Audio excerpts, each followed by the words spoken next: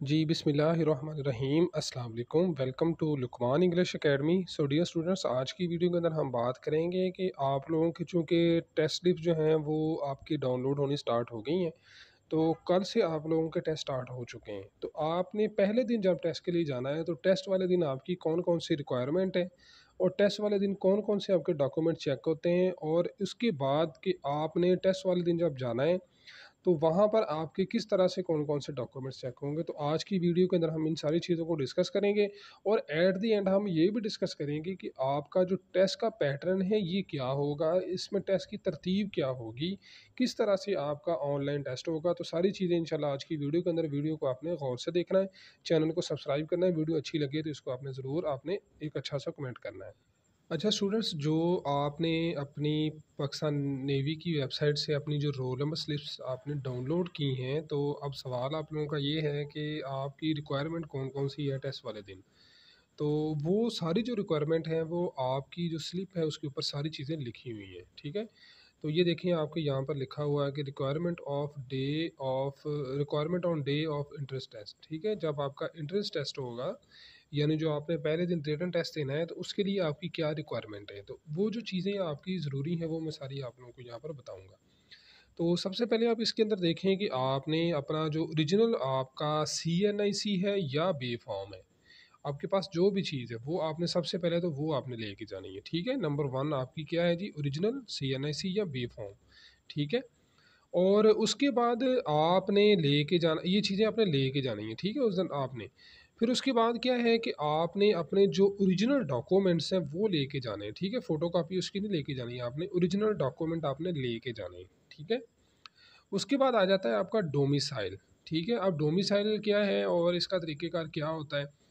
देखिए, डोमिसाइल का लफ्ज़ी मानी होता है कि आपका रेज़िडेंशियल एक सर्टिफ़िकेट होता है कि आप किस डिस्ट्रिक्ट के अंदर आपकी रेज़िडेंस है, ठीक है। तो अगर आपके पास डोमिसाइल नहीं होगा तो भी आपका टेस्ट नहीं होगा, ठीक है। ये आपकी लक होगी, कुछ सेंटर के अंदर बाज़ औक़ात वो चेक नहीं करते, ये आपकी लक होगी। लेकिन चूँकि जो टेस्ट एक्सपीरियंस है मैं सारा उसी की बुनियाद के ऊपर आपको जो बता रहा हूँ कि डोमिसाइल आपका लाज़मी, क्योंकि यहाँ पर लिखा हुआ है। अब यहाँ पर ये सवाल आपका होगा कि जी हमारे पास डोमिसाइल नहीं है तो हमने बनवाना कहाँ से, इसका तरीक़ेकार क्या है? देखिए, इसके लिए आपकी सबसे पहले जो रिक्वायरमेंट है डोमिसाइल बनवाने की, वो नंबर 1 तो आपके पास एक तस्वीर होनी चाहिए आपकी। आपके पास आपका मौजूदा जो महीने का बिल है वो आपके पास होना चाहिए, वालिद साहब के आईडी कार्ड की फ़ोटोकॉपी होनी चाहिए। आपके पास जो आपकी मैट्रिक की सनद है या रिज़ल्ट कार्ड है उसकी फ़ोटोकॉपी होनी चाहिए, और आपका जो बे फॉर्म या जो CNIC है उसकी फ़ोटोकॉपी होनी चाहिए। ये सारी चीज़ें आप लेके आप अपना जो आपका जो ज़िला कौंसल है, जो आपको जिसको कचहरियाँ बोलते हैं या जो अदालत का जो अहाता होता है, वहाँ पे चले जाएँ। तो वहाँ पर वकील बैठे होते हैं, ठीक है। आप उनको फ़ीस पे करें तो वो आपको एक स्लिप देंगे या एक रसीद देंगे। आपने नॉर्मल कैटेगरी के अंदर अप्लाई करना है, डबल ट्रिपल फ़ीस देने की ज़रूरत नहीं है। जो आपको टोकन या रसीद मिलेगी उसके ऊपर भी आपका टेस्ट हो जाएगा, ठीक है। तो ये समझ आ गई डोमिसाइल क्या है और आपने कैसे बनवाना है। उसके बाद आपने चूँकि सेलर के लिए अप्लाई किया हुआ है तो आपने ₹100 लेके जाने हैं, ये उस दिन आपसे कलेक्ट होंगे, ठीक है। तो ये मेन जो चीज़ है वो आपने ज़हन में रखनी है कि नंबर 1 आपने क्या करना है कि आपने अपना CNIC या बी फॉर्म लेके जाना है। अच्छा, उसके बाद आपने क्या लेके जाना है, एजुकेशन। नंबर 2 आपने सारे एजुकेशनल डॉक्यूमेंट्स, ठीक है। आपके पास मैट्रिक की सनद है अगर, तो वो, अगर रिज़ल्ट कार्ड है तो वो आपने लेके जाना है, ठीक है। और ये ओरिजिनल लेके जाना है। नंबर 3 आपने क्या करना है, अपना डोमिसाइल लेके जाना है। और नंबर 4 आपने क्या करना है, ₹100 लेके जाने हैं, और एक आपने तस्वीर लेके जानी है जो आपकी इसी के ऊपर लगेगी, ठीक है। तो ये आपकी चीज़ें हैं जो आपने वहाँ पर लेके जानी है। तो ये चीज़ें आपकी टेस्ट वाले दिन चेक होती हैं, ठीक है।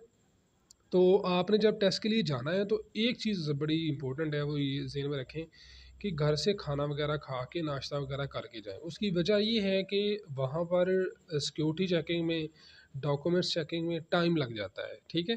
तो अगर आप थोड़ा बहुत लेट भी हो जाएँ तो कोई ऐसा मसला नहीं, लेकिन ये है कि आपको वहाँ पर उस दिन टाइम लग जाता है।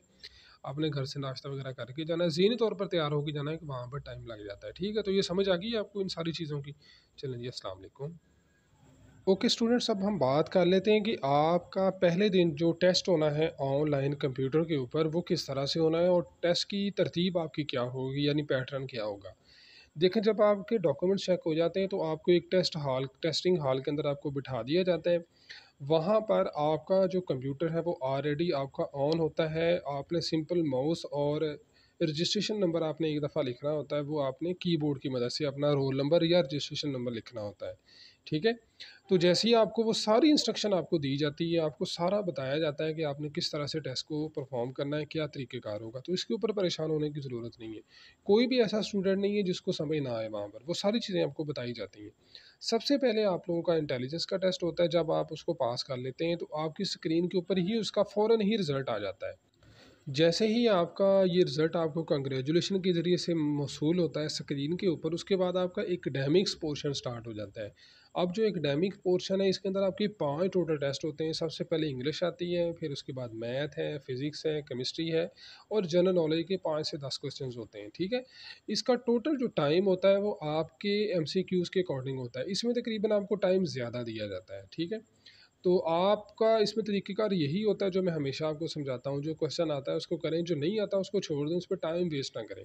मैथ के पोर्शन को कोशिश करें एंड के ऊपर करने की, ताकि आपका टाइम सेव हो सके, ठीक है? तो आई होप कि आपको समझ आ गई होगी। गुड लक, अस्सलाम वालेकुम।